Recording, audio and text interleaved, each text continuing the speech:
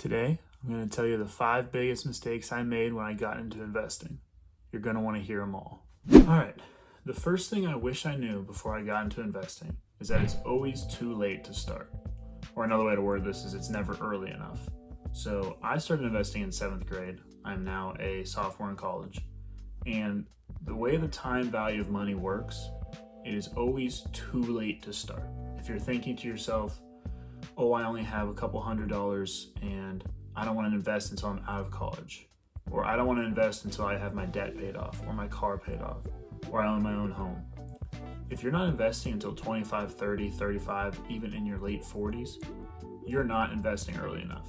You need to get your money into an ETF, into the, whatever stock you might be looking at. The best time to buy is now, because your money will over time make more money on its own. And by the age, if you're investing at age 20, by the age of 60, you should be able to retire. You should. That's just how the money works. So first thing that I learned, I wish I knew it earlier, which obviously hard to say since I did start investing in middle school, but always too late to start. The second tip for me, don't chase your losses. So I'm actually going to use my own experience here. We're going to scroll through my account. I'm going to go down to Fubo TV Incorporated. So I have 105 shares of Fubo. Open the 5-year chart here.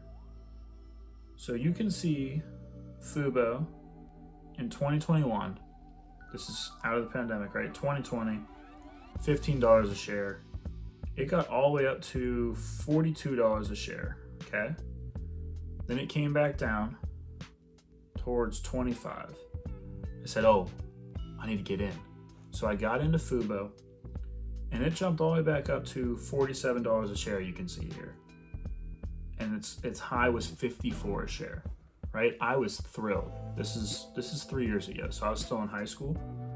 And since then, in the past 3 years, Fubo has dropped to as low as $1 per share.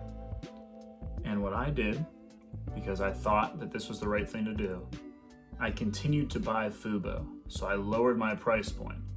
I went from $25 a share, then it was $9 a share. Right now I'm right around $8 a share on my price point, but as you can see today, Fubo is only $1.50 a share. I have lost $700 on this investment. That's really bad. I'm down 88% on it. So you can't chase your losses. If you see the investment is going downhill, sometimes you can try to buy a couple, maybe a rebound, it'll help you out. You can break even easier, but you really don't want to chase your losses. If a company is going downhill and there's no way it can come back up, don't pump more money into it. The third tip, and this is kind of a weird one, it's take 40% and run. If you get 40% on an investment within 6 months, that's a short-term investment, you should be selling that stock. I'm a bit of a hypocrite. I bought SoundHound earlier this year. I'm up 250% on that investment, and I haven't sold anything. Had I bought 1,000 shares, I would probably have sold them by now. But I only bought 7, so for that to really make a difference for me, I have to hold it forever. But if you're investing in, say you invest in Apple, and they jump 30% in the next 6 months, that stock is going to come back a little bit. You need to take your profit where you can, sell it, understand that you're going to be able to get back in at a lower price. So third tip, if you're at 40% on a single investment, not just your whole portfolio, you should sell that investment, come back in when the stock comes back to earth. Tip number 4, I word it as don't jump on a runaway train. Okay, so you buy a stock, it's like $10 a share, and the next week it's up to $15 a share. And now you're like, whoa, wait a minute. I've already gained 50%, right? So you want to buy more. And all of a sudden you double your investment. Now you're buying them at $15 a share, and your price point raises to $12.50 a share. Okay? And then that stock tanks because you didn't give it time to see if that price was actually a support level or if it was just overexcitement in the market. Now your shares are worth $5 a piece, and you lost money on both investments. You have to make sure especially when you're investing in a stock, if it's not an established company, that the price point it's at is a supported one. I'm not a technical investor, and I definitely won't claim to be one. So this is advice that somebody else can probably give you a little better. But we will pull up SoundHound, which is my example for a lot of things. If you see in the past, we won't go 6 months, we'll go in the past month. It's up 202%, okay? Now I'm gonna drag this along here. You can see it's $8.88 a share just 2 weeks ago. And it hops up to 15 a share. Then you can see this correction here, right? So you lose $2 a share, and then you're back up. This right here is known as a support level because the stock has broken past that price, come back to it, and shown recovery. This is where you can go ahead and buy more, usually. This is not a telltale. This is not a, oh, this is definitely right. That is where you can usually get back in, which I did do last week. And you would usually be pretty happy with what happens in that investment. So try not to jump on a runaway train, because you could jump on here before it showed its correctable ability, and you could just see it tank. It could come all the way down where my mouse is, down to $4 a share, if it doesn't already experience that correction. My number one tip when you start investing, do not put all of your money in one basket. So the saying is, don't put all your eggs in one basket. We're going to say, don't put all your money in one company, okay? There are extreme exceptions where if you bought $10,000 worth of Apple when the company started, you'd be a multi-millionaire, very rich, and you wouldn't have to work again. However, if you spent all of your money in 2008, you put all your money into Deutsche Bank, which was supposedly never going to fail, right? They were supposed to never fail. They had very, very sturdy bonds and ETFs. You would be down about 70%. And that's after 15 years of recovery. Because things can happen. Your portfolio needs to be diversified.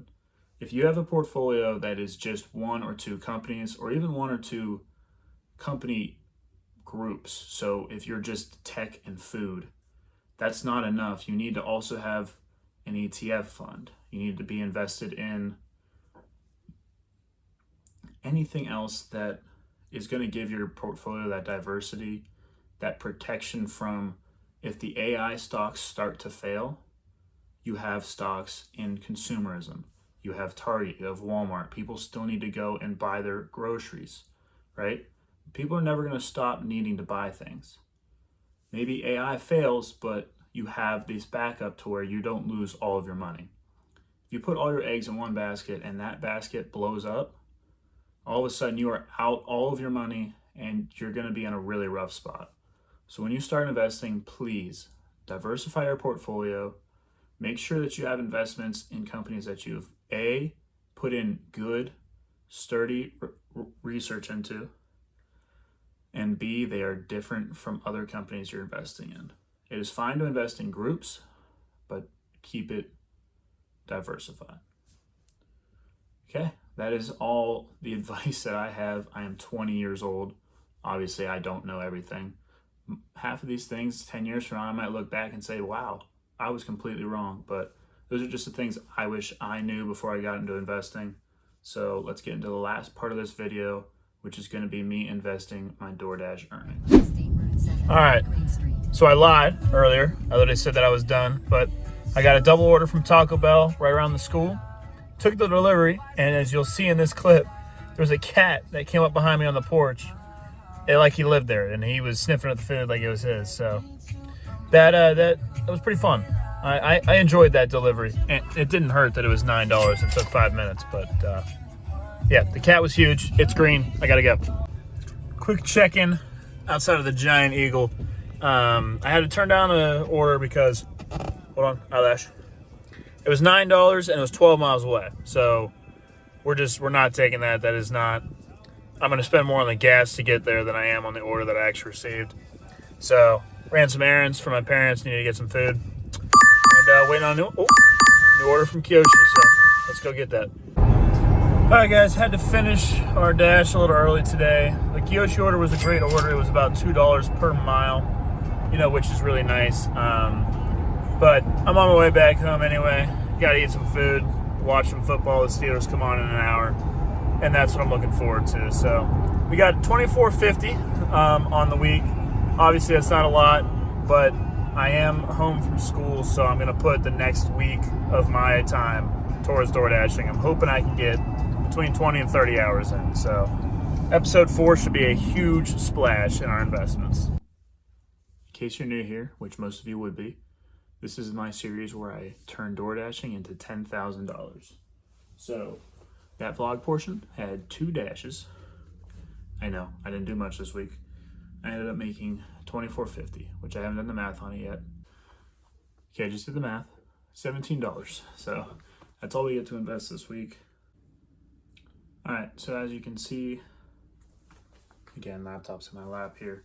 $17 is getting moved from my bank account to my individual brokerage. Press continue on that. We'll submit it. Now we have $17 to work with, as well as I think I have $8 left in my account. All right, so looking at the account, we're up to $146. Pretty good. Still up a lot on SoundHound. I decided to double down on that last week, and it did actually end up working out pretty well for me. It's up another $1.60 today. I was gonna buy another share of that this week, but I don't feel like that is a good use of my money at this point. So I'm actually gonna buy 2 TSS Incorporated stocks.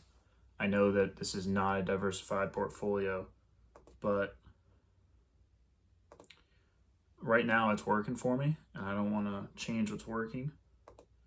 And this also brings my price point down for TSSI, since I am actually down on it right now. All right, you can see that I have 5 SoundHound shares and 5 shares of TSSI, and we're still up pretty good. We have a gain loss of $30. You can see that right down here.